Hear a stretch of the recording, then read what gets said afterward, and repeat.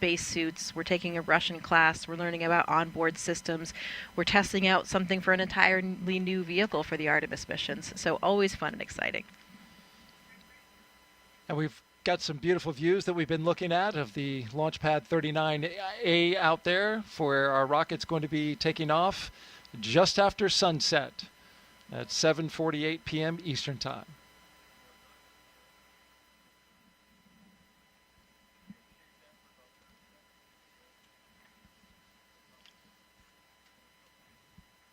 We're expecting a beautiful launch tonight, Jessica.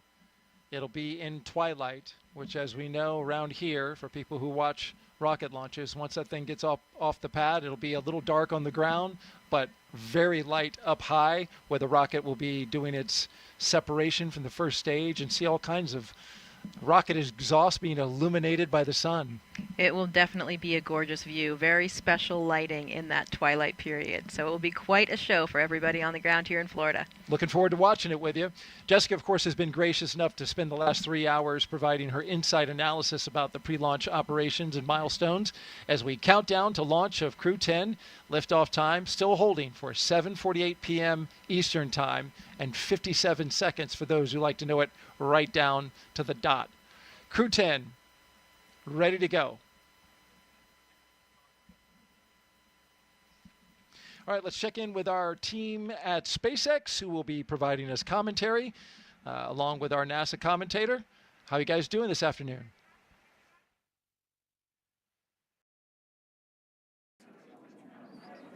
Hey, Daryl.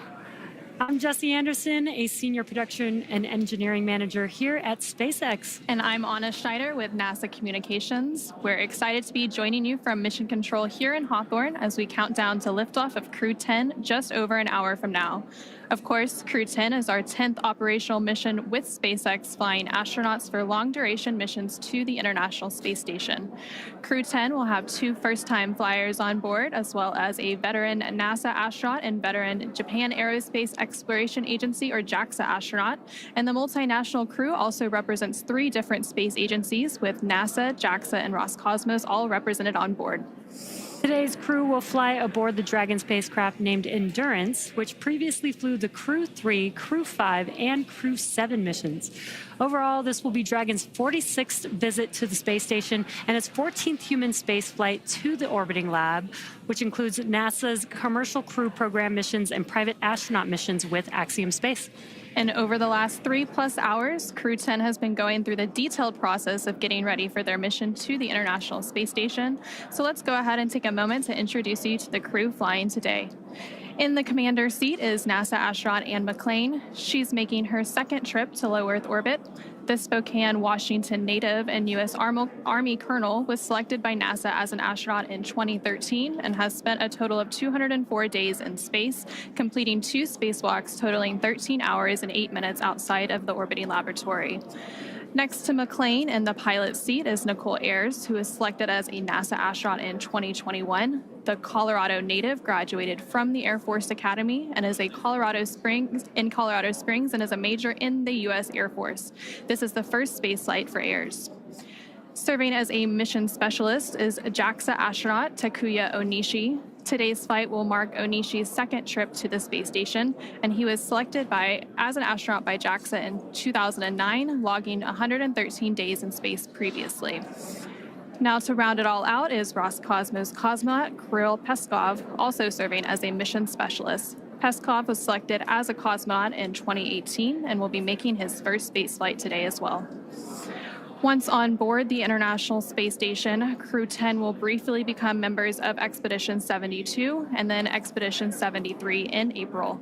During their mission, they will conduct space station maintenance along with scientific research to understand material flammability, contributing to future spacecraft design, and study how spaceflight affects human physiology and psychology. The crew will also engage with students worldwide via ham radio and use its existing hardware with newly integrated software to test a backup lunar navigation solution. Now, to date, SpaceX has flown 56 crew members to space since the Demo 2 mission in May of 2020, almost 5 years ago.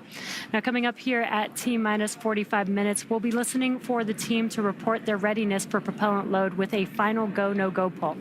It continues to be a smooth countdown so far, and we're looking good for an on-time liftoff at 7:48 p.m. Eastern Time from Launch Complex 39A in Florida. Now, here on the ground, the teams will be staffed around the clock in mission control just behind us to monitor Dragon and the mission, not just today, but throughout the entire mission. That's from liftoff to Crew-10's arrival at the space station, all the way through splashdown when the astronauts return back home. And on console or headset in mission control, which you can see there on your screen, there are 6 key positions. The mission director is in charge in the room and tasked with making real-time decisions to ensure mission success. Now, the person that you may hear talking to the astronauts is the Crew Operations and Resources Engineer, which you'll hear us refer to as the core throughout the broadcast. And the 4 additional team members are focused on vehicle systems, including avionics, navigation and control, software, propulsion, life support, and communication with ground support teams. Now, apart from mission control, our Falcon 9 team is currently located in the Launch and Landing Control Center at Hangar X. And with with just over an hour until launch, they are settling in for final checkouts, propellant loading, and launch. And NASA has its very own team members as well at NASA's Mission Control Center in Houston, Texas, who have been preparing the International Space Station for Dragon's arrival. After launch today, Dragon is scheduled to dock to the International Space Station early tomorrow morning on March 13th. And the teams in Mission Control Houston recently gave their go for launch, confirming the space station is ready to receive Dragon and the new crew. Following liftoff, today's flight to the space station will take around 11 hours, with Dragon flying autonomously the entire way. Now, docking again is targeted for 3 a.m. Pacific, 6 a.m. Eastern tomorrow, March 13th. And just like autopilot on a commercial aircraft, the crew always has the ability to take manual control of the spacecraft if needed. And before all of that happens, as the booster returns to the launch site and slows down from supersonic speeds, people in the immediate area may hear a brief double clap of a thunder-like sound known as a sonic boom. Similar sonic booms like this were heard during the return and landing of the space shuttle, and sonic booms like these are one of the hallmarks of reusable systems like Falcon.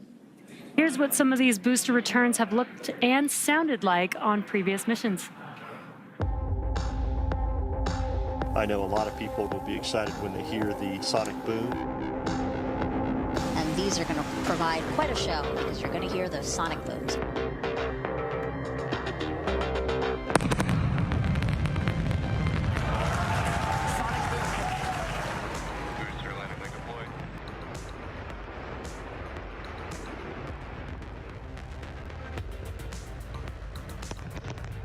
That sonic boom is great for us. That thunderclap broke the sound barrier.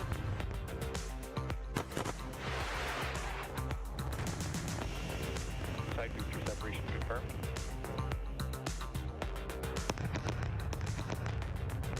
Just heard the 2 sonic booms here in the room. Booster landing confirmed.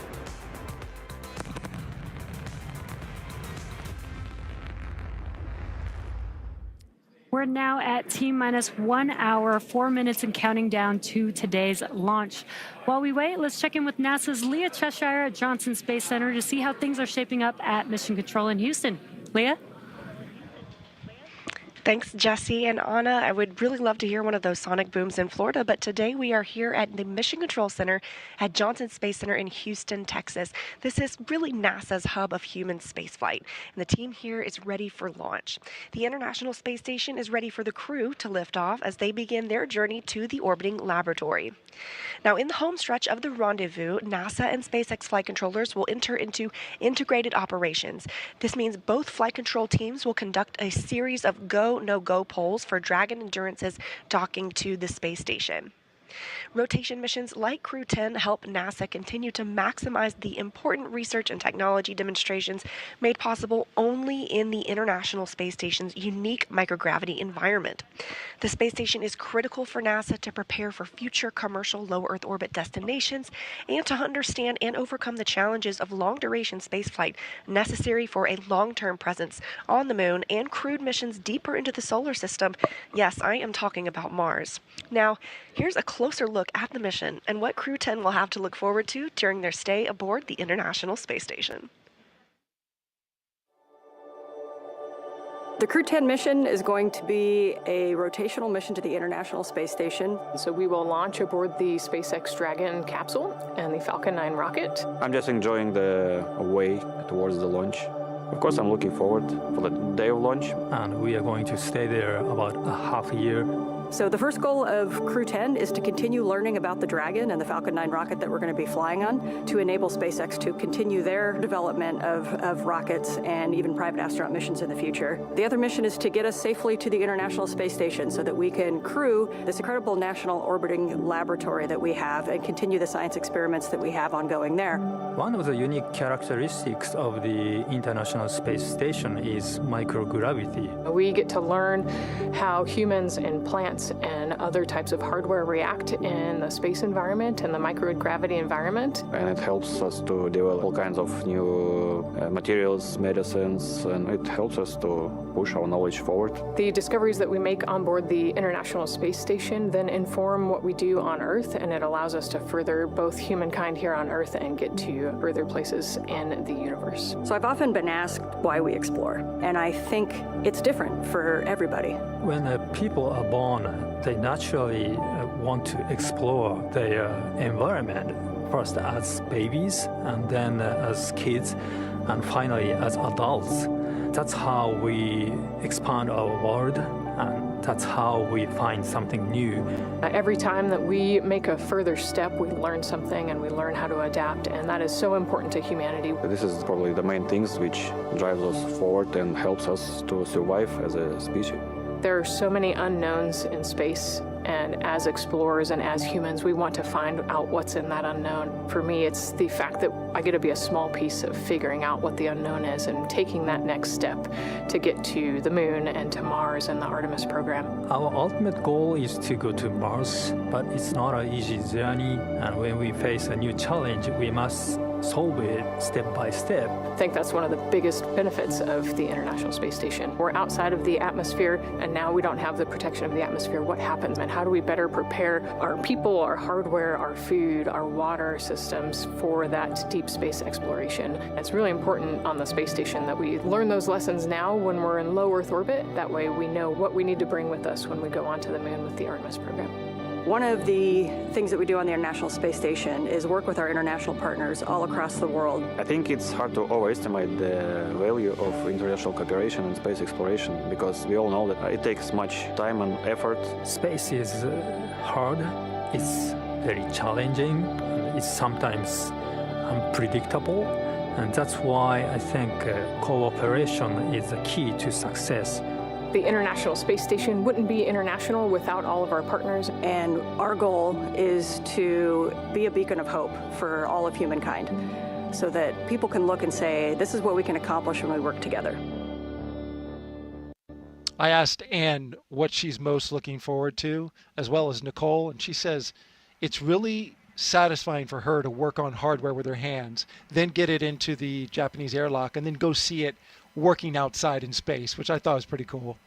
Yeah, that is one of the perks for sure. All the different things that we're doing every day, whether or not you're just being an operator or a subject for an experiment, loading up the Japanese airlock. That was one thing that we did several times during my mission, where we were deploying some small satellites via that airlock. So we did all the work of configuring them and putting them through, and then we watched them shoot out and be in orbit around Earth. So really That's cool. pretty cool.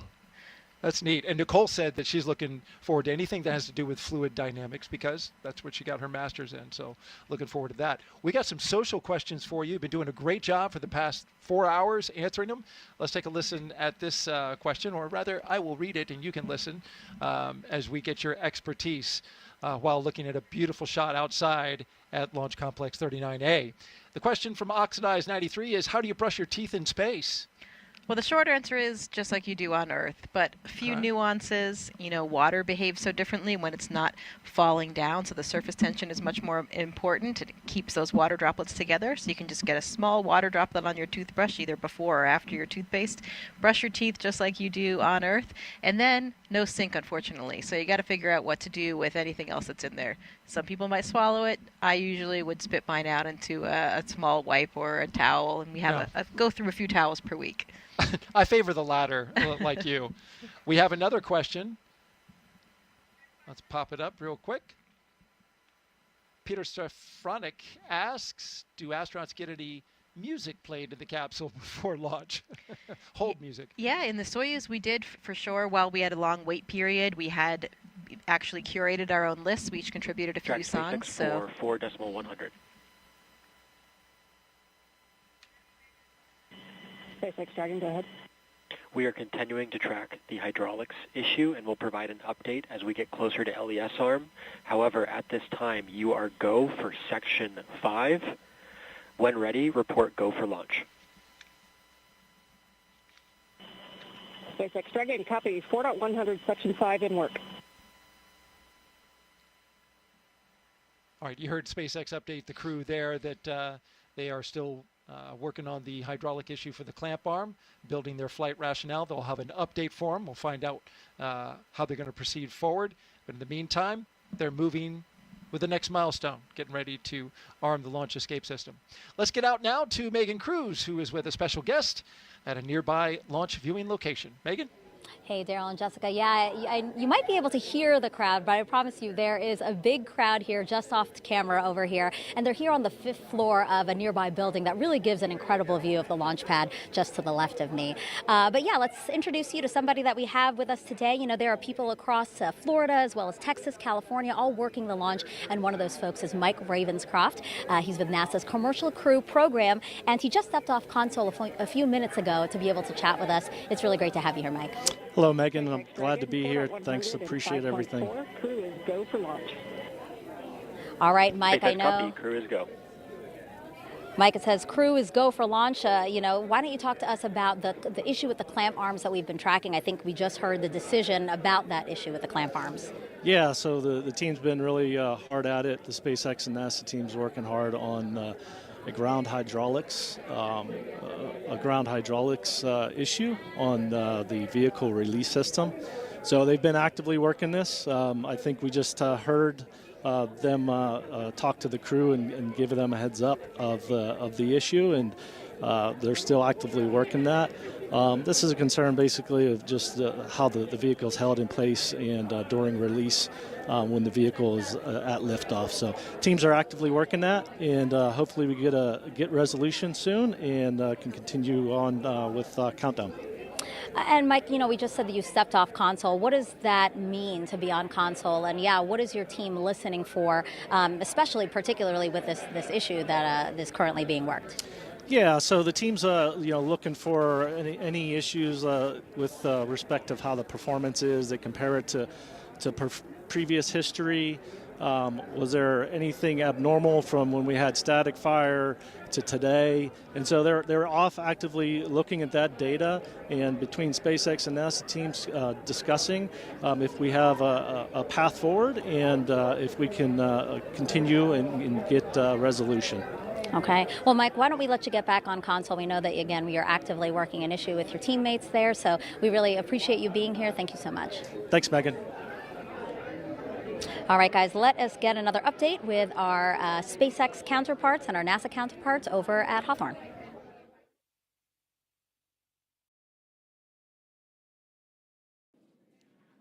Falcon 9 is the first orbital-class rocket capable of reflight.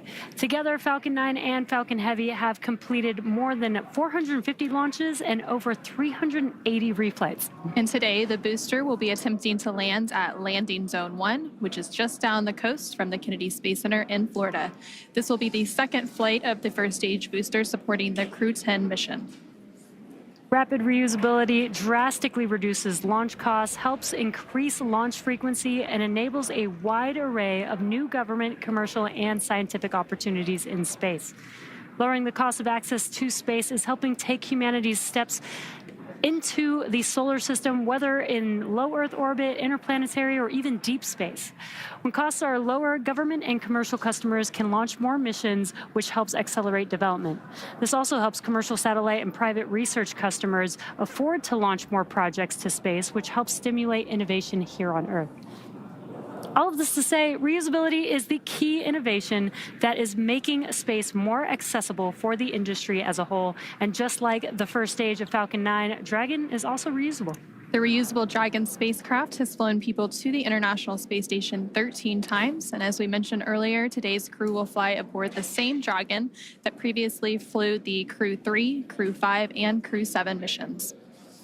For more than a decade, Falcon 9 has supported 45 missions to the International Space Station with our Dragon spacecraft, starting with our first cargo resupply mission, then returning human spaceflight capabilities to the U.S., and even helping launch 2 additional cargo missions with Northrop Grumman's Cygnus.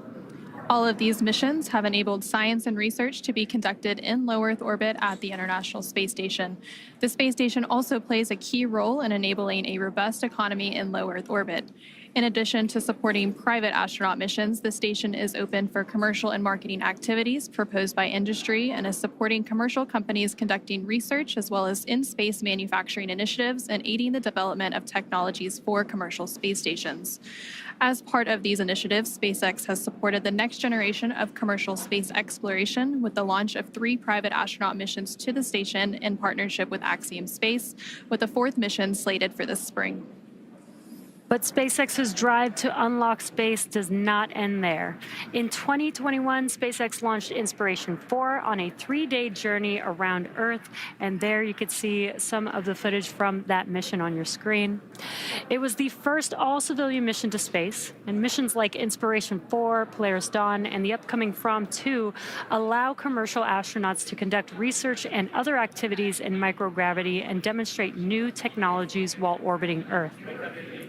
As some of you may recall, last year, the Polaris Dawn crew reached the highest Earth orbit ever flown since the Apollo program, participated in the first ever extravehicular activity, or EVA, from Dragon wearing SpaceX-developed EVA suits, and conducted 36 research studies and experiments designed to advance both human health on Earth and during long-duration spaceflight.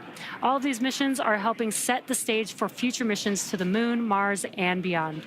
And for nearly 25 years, NASA has supported a continuous presence in low Earth orbit aboard the International Space Station. And just yesterday, the space station surpassed over 150,000 total orbits of the Earth. Now, NASA plans to transition to a new model featuring commercial space stations to ensure a sustained access to low Earth orbit for microgravity research. Our commercial low Earth orbit development program is using a 2-phase approach to first support the design and development of commercial space stations, and second, enable the agency to purchase services as one of many customers. Definitely exciting times ahead in the world of commercial space. Absolutely, very exciting. Now, back to today's mission. We are coming up on T-minus 50 minutes here to launch, and our teams are carefully moving through the pre-flight process. Now, a lot of preparations have brought us to this point, including a dry dress rehearsal and static fire on Sunday. A dry dress rehearsal is a practice run before launch where all of the steps are conducted except for the loading of propellants, which is why we call it dry. The integrated spacecraft and rocket are rolled out to the pad and raised vertically, and the crew and all of the support teams go through their steps exactly how they would on launch day to make sure that they're ready when we do go for launch. However, during a static fire test, which we also did earlier this week, the crew is not present. Now, propellants are loaded and the engines on the boosters are fired for a few seconds while the rocket is held down to the launch mount. The data from the static fire test is then reviewed and incorporated into NASA and SpaceX's decision to proceed with launch.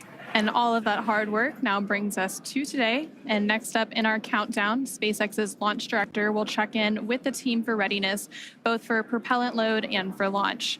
As mentioned earlier, the Dragon launch team, as well as key NASA launch members, are in the Launch and Landing Control Center at SpaceX's Hangar X in Florida. The launch director will also check in with the Dragon mission director, referred to as MD, and NASA launch manager to make sure they're ready to move forward. Right now, the crew is on board Dragon, waiting to get the green light to stow the crew arm for launch and arm the launch escape system.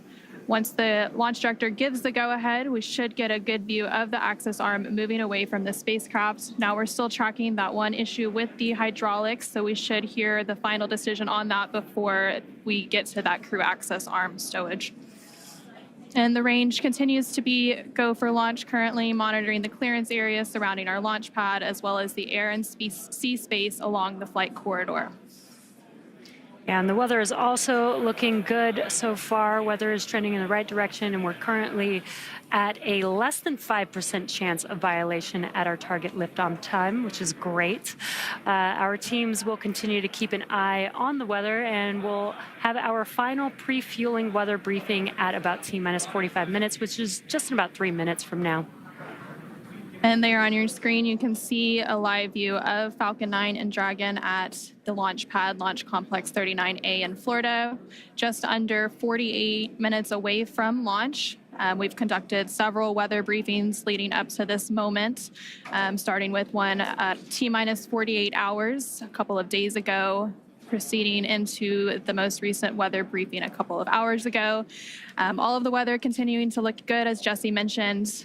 The one item they're currently tracking for weather, it would be on the abort corridor, but again, that looks pretty good at this moment. Again, our teams will be staffed around the clock in mission control to monitor Dragon, not just today, but through the entire mission from liftoff to Crew-10's arrival at the space station and all the way through splashdown when the astronauts return.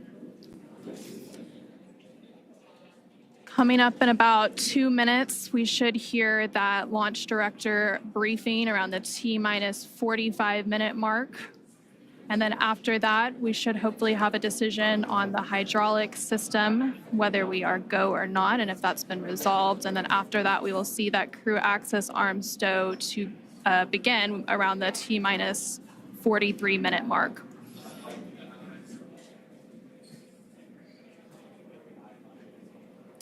And as you mentioned, Anna, all the rest of the systems are looking really good for T0. We are just working this one issue as a ground side issue, but the vehicle is healthy, the crew is healthy. They're currently strapped into their seats inside of Dragon on top of Falcon 9 as we speak right now, patiently waiting for an update. Yep. And once Crew-10 does get to the International Space Station, they will, of course, have a brief handover period with Crew-9. And then after that handover, once weather looks good for a splashdown, Crew-9 will return home shortly, bringing the end to their mission. So it's a busy time as we complete these crew rotation transitions at the International Space Station. Now at just under T-minus 46 minutes, so we should be coming up on that launch director briefing here shortly. Continuing to see a live look at the launch pad 39A at Kennedy Space Center in Florida. You can see the clear skies all around. Dragon, LD on countdown 1.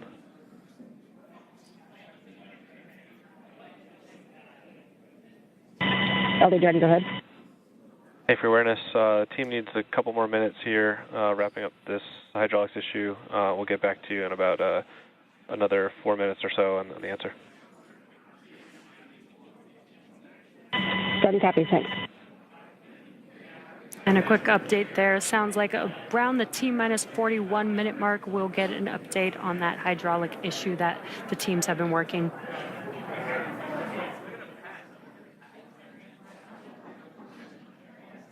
These views are great. Like Daryl said, we might have a nice twilight launch over there in Florida. So if anybody is in Florida and able to go outside during T0 for liftoff, you might get a really cool view of the launch tonight.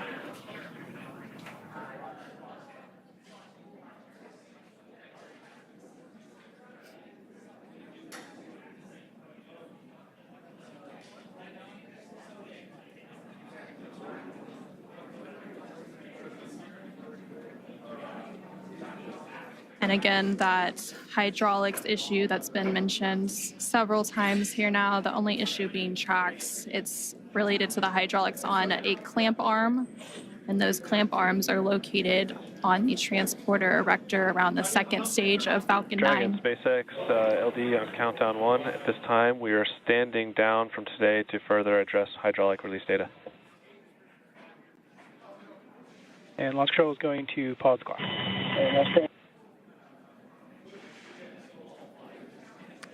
Hey, SpaceX Dragon, we copy all.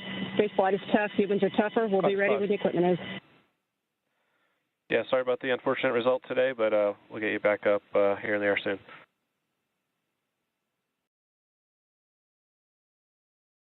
Dragon copies all.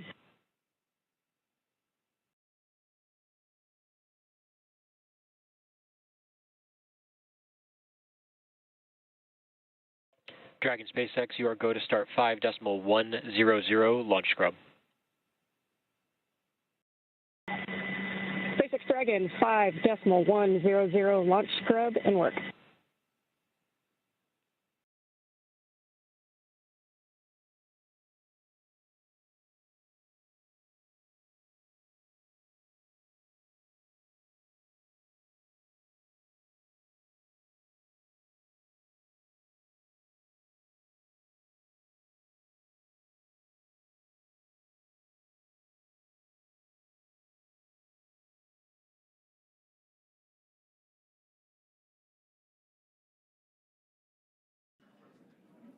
And we did just get that update. Unfortunately, we are scrubbing for today's launch, unfortunately, due to the hydraulic ground issue that the teams have been working. This will allow the teams to continue to troubleshoot and hopefully fix this issue for the next attempt that we'll have for Crew-10. Yeah, and there's several other attempts this week. We'll see where we end up, but there's another opportunity about 24 hours from now that they could potentially take if that issue is addressed. So from here, the crew and the team will have to begin egress steps to get the crew out of Dragon and off the launch pad and back to their quarantine facility in Florida, where they'll just get a little bit more time with their families. Yeah, and the good part is we have not started loading propellants, so we don't need to offload any propellants. The vehicle is Dragon safe. SpaceX will be in section 3 of 5.100. We'll be there. I expect that you should be standing by in step 3.2. And SpaceX Dragon, copy. We are complete through 3.2, and we can give you 3.3 that we are ready for seat rotation. SpaceX copies. Crew report ready for seat rotation, and 3.3 we'll report when we step into those ops.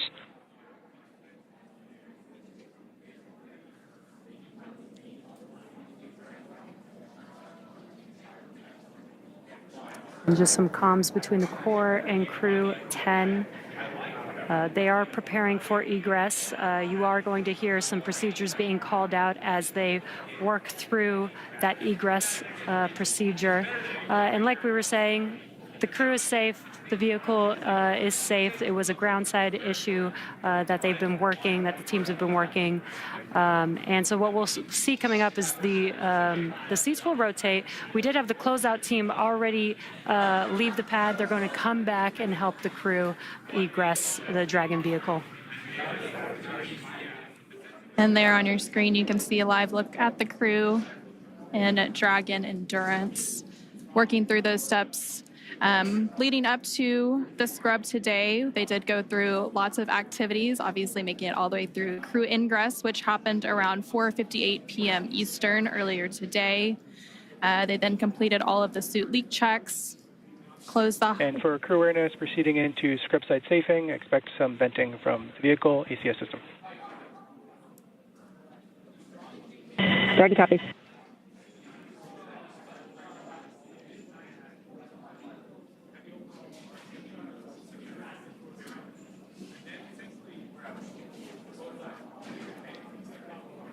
And continuing to hear that comm between the crew operations research engineer from SpaceX and Crew-10 aboard the Dragon Endurance.